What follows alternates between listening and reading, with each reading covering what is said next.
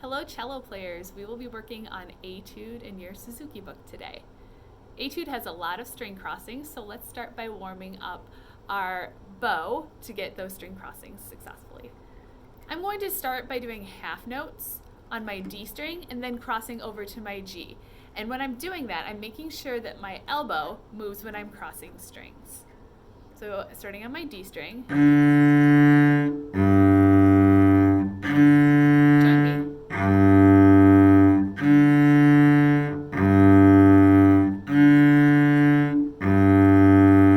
Now I'm going to do quarter notes, so a little bit faster. Bum, bum, bum, bum.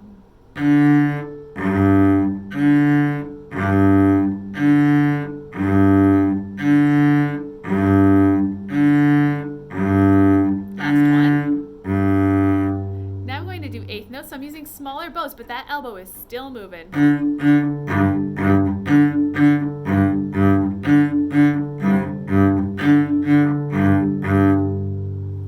Okay, so now our left hand. Your fourth finger on your G string, that C is a very important note in Etude. It is in C major, which means that C is do. It's the home note. So it's very important that those C's, when they come up, and there are many, many of them, that those are in tune.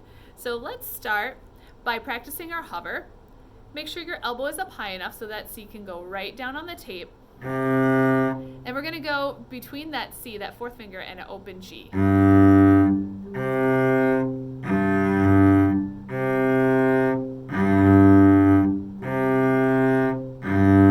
notice how close I'm keeping my finger to the string. I'm not going, because that is too much work. And also, my finger won't be going down in the right spot every time if it has to come from so far away. Now let's practice going from a D string note. I'm going to go from an E, so first finger on my D string, to that C to practice my elbow rotation.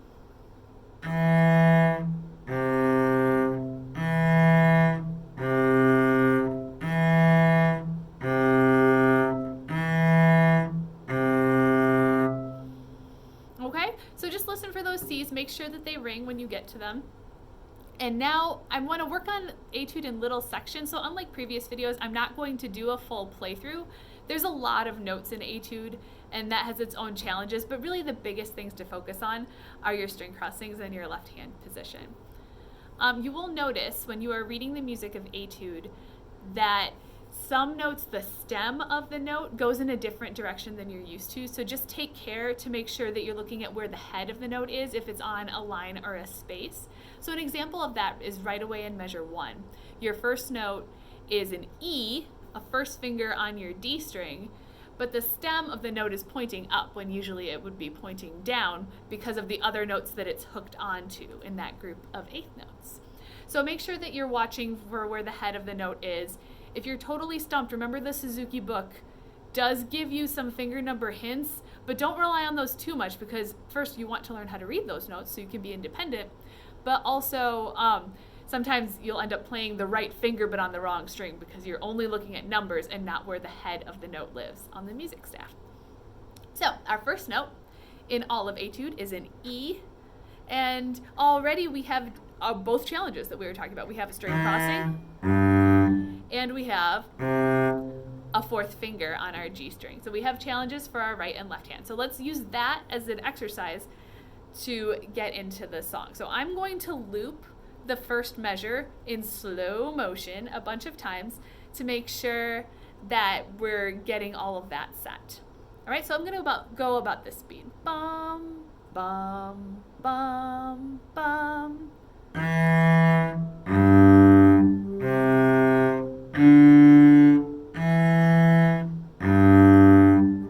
Keep your hand hovering close.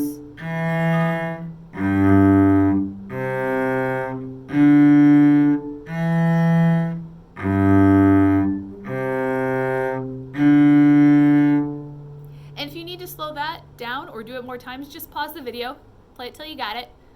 Get it very accurately slow before speeding it up. And then I'm going to actually skip ahead to measure 8. All right, measures 8, 9, and 10 I think are the most difficult measures of the whole piece. because it covers a lot of ground. It goes from your G string all the way up to your A string. So I'm gonna start there. I'm just gonna play through those measures, and I'll kind of pause when there's a big jump that we need to make. So here's starting from measure 8.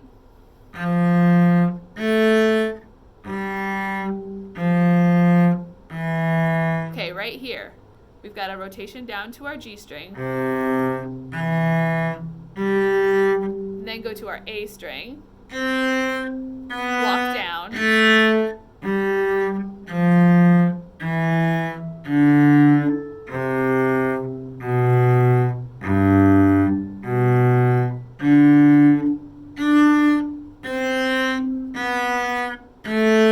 and then you're pretty much in the clear after that. So the first, starting from measure 8, we can tunnel right when we go to our A string. Then that G is ready to go. And then here comes the big thing. So I'm starting on the first note in the second group of 4 in measure 8. That's the E, the first time you see an E in measure 8. So what I'm going to do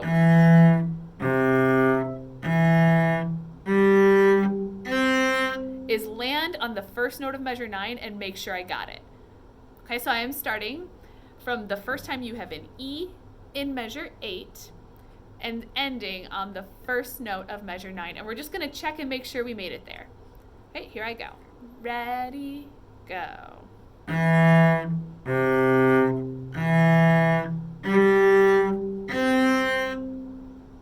Good, let's do that 2 more times. Ready, go.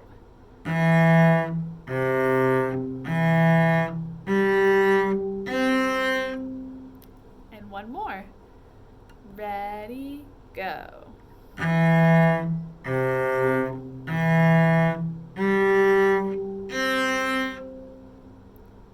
All right, the next measure, measure 9, is our C scale. As long as you are moving your elbow as you go down, you should be fine. So I'm actually going to start at measure 10, skip to measure 10, and it's the same concept that we just worked on. So we have our G string notes, and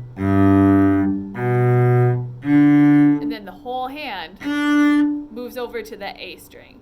So we're going to practice that one more time, just the same way we did for the earlier group of notes. So we're going to start right on measure 10, and we'll check our landing when we get to the A string and make sure that everything made it and is lined up.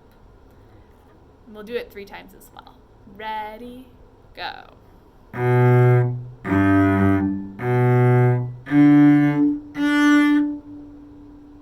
Okay, 2 more. Ready, go.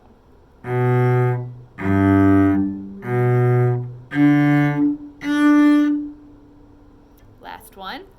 Ready, go.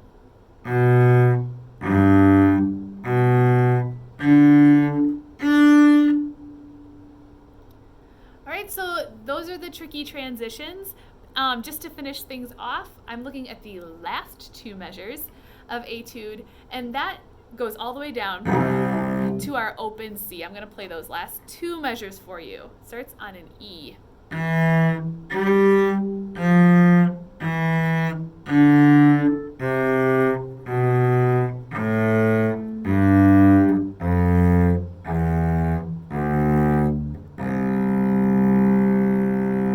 Alright, so really dig in on that C string, arm weight going into that C string so you get a nice sound, and notice how high my elbow is. So if you find that your sound in your C string is a little thin, make sure you're using enough arm weight, but also make sure that your bow is straight. And it's not going up like that, because that sound gets fuzzy. Alright, so to review, just make sure that your bow is staying straight as you cross strings, and also make sure that your hand position stays good for the whole thing. You're moving your elbow, and also when you're not using fingers, like you have an open string, make sure that you stay hovering close to the fingerboard so that your hand is always in the right spot to get all of those difficult notes.